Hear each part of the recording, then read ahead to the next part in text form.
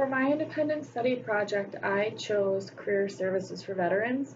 The core competencies that this study fulfilled were the working with diverse populations, job seeking and employability skills, career information, and the labor market resources competency. I decided to choose this topic because I am new to higher ed and previously worked for a staffing company where we did do a lot of work with veterans, placing them in different positions. And my current university does not have any specific targeted services for veterans, so I thought that this was lacking in my office and wanted to explore potential programs. So to start out, I researched a lot about the GI Bill. Um, the GI Bill is an education benefit that is earned by members of active duty, select reserve, and National Guard armed forces and their family members. A few things, that I have learned while researching this bill are that there are multiple programs available. It's not just a one single program.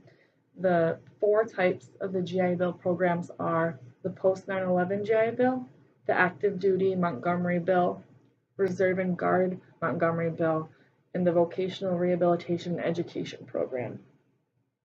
The GI Bill in general is designed to help service members and eligible veterans cover costs associated with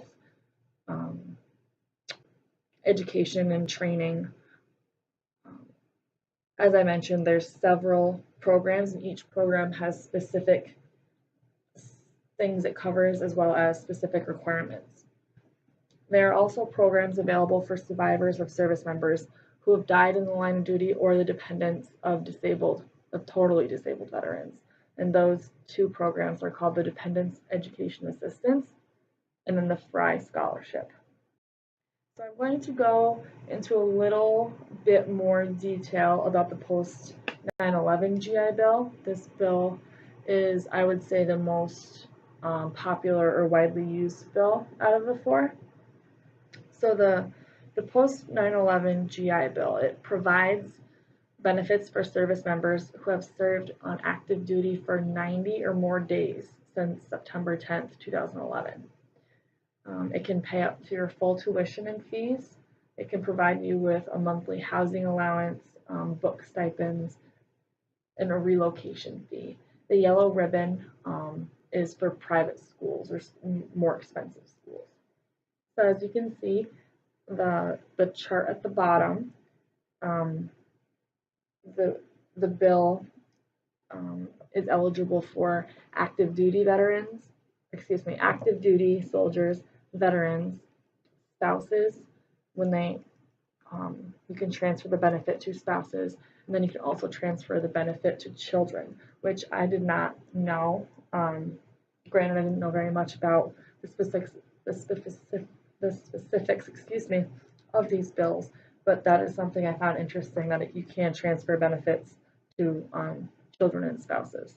So as you can see, I'm just going to focus on the veterans portion. It does cover tuition and fees. You get a monthly housing allowance. Your books are covered, and you also get a relocation fee, which I think is pretty important. So I researched we have a local Army base about an hour away, and I researched the local services they provide. So every soldier is required to meet with a transition counselor to help them through the process. What they assist with are resume building, job applications and college applications, and then helping them transfer terms to civilian terms. I talked with a lot of soldiers in my previous place of employment about this, and it seemed as though they're very short-staffed on counselors, so they didn't always run through a checklist necessary, but more so if a soldier would ask about the military terms, for example, transferring them to civilian terms, then they would help. So I thought that was interesting to know that there are services out there, but soldiers have to know to ask for them specifically. Fort Drum also holds quarterly job fairs, which both employers and colleges attend.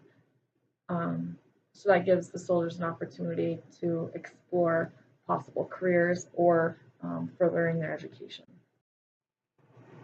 So certain struggles that veterans may encounter in the career services realm would be knowing what exactly they want to do and what types of jobs are available.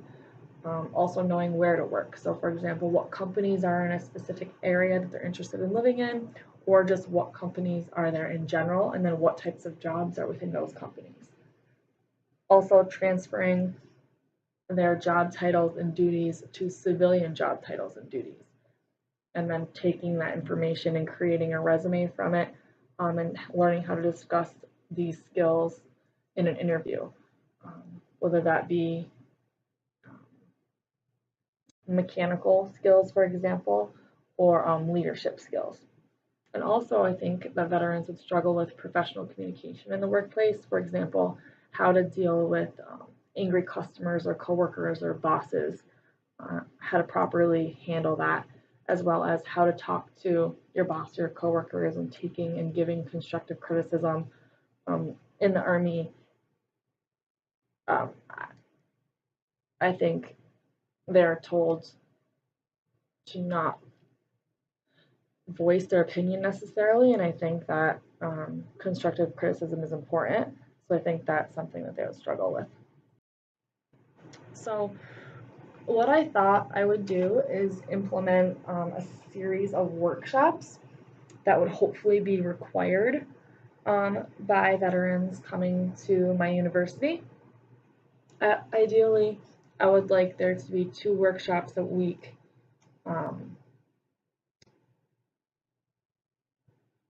Most likely at night. With the first workshop in week 1, I would like to start out with personality tests, strengths quest, or the Myers-Briggs tests, focus 2, something to get the veterans to learn their personality, their strengths, introvert, extrovert, get them to know themselves better. The second workshop I would want to do is learn how to, or get them to understand how to transfer their military terms into civilian terms, whether that's through their job titles and their ranks, and then their job duties. And then the third workshop, I would want to help them with their resumes. So learning how the format works, what to put on the resume, as well as taking those terms from workshop number 2 and implementing them in your resume.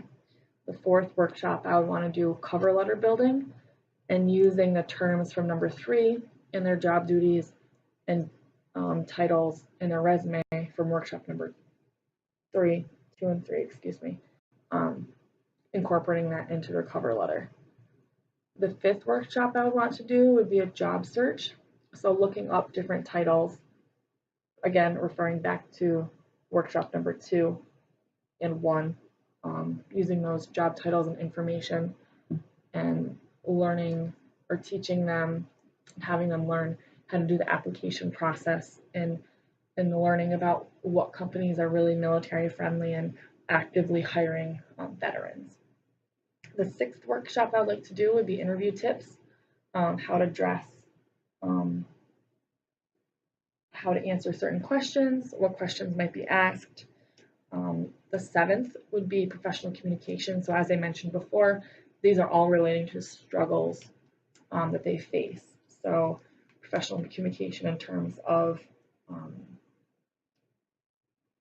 how to respond to constructive criticism, how to give constructive criticism, how to work in groups and communicate professionally, and then also a networking portion.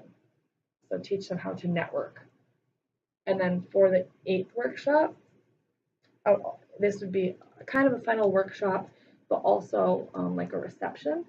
I would like to invite local employers to a local restaurant or bar with hors d'oeuvres, appetizers, do like a meet and greet with the veterans and the employers, make that connection and actually put their networking skills that they learned in the previous workshop, put them into use.